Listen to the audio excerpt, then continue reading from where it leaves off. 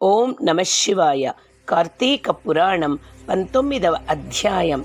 చతుర్మాస్య వ్రత ప్రభావం. ఈ విధముగా నైమిషారణ్యమందున్న మహామునులందరూ కలిసి చిదానందుని స్తోత్రము చేసిన పిమ్మట జ్ఞాన సిద్ధుడను ఒక మహాయోగి, ఓ దీన బాంధవ, వేద వేద్యుడవని, వేద వ్యాసుడవని, అద్వితీయుడవని, సూర్యచంద్రులే నేత్రములుగా కలవాడివని, సర్వాంతర్యామివని, బ్రహ్మ రుద్ర దేవేంద్రాదులచే సర్వదా పూజింపబడువాడువని, నిత్యుడవని, నిరాకారుడవని, సర్వజనులచే స్తుతింపబడుచున్న ఓ మాధవ, నీకివే మా హృదయపూర్వక నమస్కారములు. సకల ప్రాణికోటికి ఆధారభూతుడవగు ఓ నందనందన, మా స్వాగతమును స్వీకరింపుము. నీ దర్శన భాగ్యము వలన మేము, మా ఆశ్రమములు, మా నివాస స్థలములు అన్నీ పవిత్రములైనవి. ఓ దయామయ, మేమీ సంసార బంధము నుండి బయటపడలేకుంటుమి. మమ్ము ఉద్ధరింపుము. మానవుడెన్ని పురాణములు చదివినా, ఎన్ని శాస్త్రములు విన్నా నీ దివ్య దర్శనము పడయజాలడు. నీ భక్తులకు మాత్రమే నీవు దృగ్గోచరుడవగుడవు.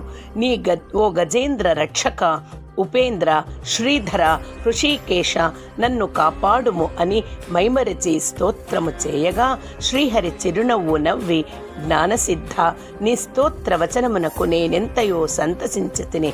నీకిష్టమొచ్చిన వరమును కోరుకొనుము అని పలికెను. అంత జ్ఞానసిద్ధుడు, ప్రద్యుమ్న, నేనీ సంసార సాగరము నుండి విముక్తుడను కాలేక శ్లేష్మమున పడిన ఈగవలే కొట్టుకొనుచున్నాను. కనుక నీ పాద పద్మముల పైన ధ్యానముండుటనటుల నన్ను అనుగ్రహింపుము. మరేదియు నాకు అక్కరలేదు అని వేడుకొనెను. అంత శ్రీమన్నారాయణుడు, ఓ జ్ఞానసిద్ధుడా, నీ కోరిక ప్రకారమటులనే వరమిచ్చి తిని, అదియునో కాక మరొక వరము కూడా కోరుకొనుము, ఇచ్చెదను. ఈ లోకమందు అనేక మంది దురాచారులై, బుద్ధిహీనులై అనేక పాప కార్యములు చేయుచున్నారు. అట్టి వారల పాపములు పోవుటకై ఒక వ్రతమును కల్పించుచున్నాను. ఆ వ్రతమును సర్వజనులు ఆచరింపవచ్చును. సావధానుడవై ఆలకింపుము. నేను ఆషాఢ శుద్ధ దశమి రోజున లక్ష్మీదేవి సహితముగా పాల సముద్రమున శేషశయ్యపై పవళింతును. తిరిగి కార్తీక మాసమున శుద్ధ ద్వాదశి వరకు చాతుర్మాస్యమని పేరు. ఈ కాలములో చేయు వ్రతములు నాకు మిక్కిలి ప్రీతికరము. ఈ వ్రతము చేయు వారలకు సకల పాపములు నశించి నా సన్నిధికి వత్తురు. ఈ చాతుర్మాస్యములందు వ్రతములు చేయని వారు నరక కూపమున పడుదురు. ఇతరుల చేత కూడా ఆచరింపచేయవలేను. దీని మహాత్మ్యమును తెలిసి ఉండియు వ్రతము చేయని వారికి బ్రహ్మహత్యాది పాతకములు కలుగును. వ్రతము చేసిన వారికి జన్మ, జర, వ్యాధుల వలన కలుగు బాధలుండవు.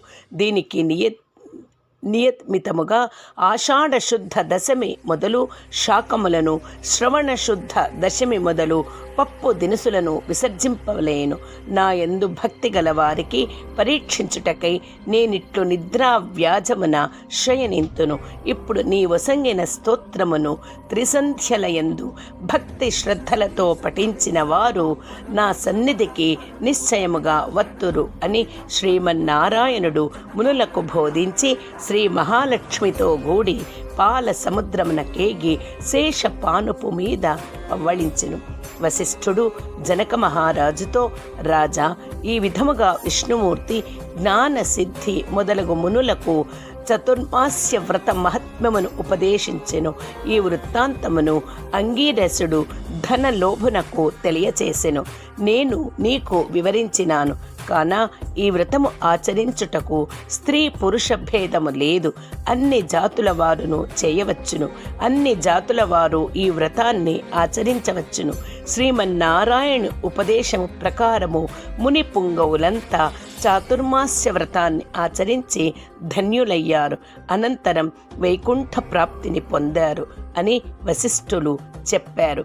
ఇట్లు స్కాంద పురాణాంతర్గత వశిష్ఠ ప్రోక్త కార్తీక మహాత్మ్యమందలి 19వ 19వ రోజు పారాయణం సమాప్తం. ఓం నమః శివాయ. ఓం నమః శివాయ. ఓం నమః శివాయ. హర హర మహాదేవ.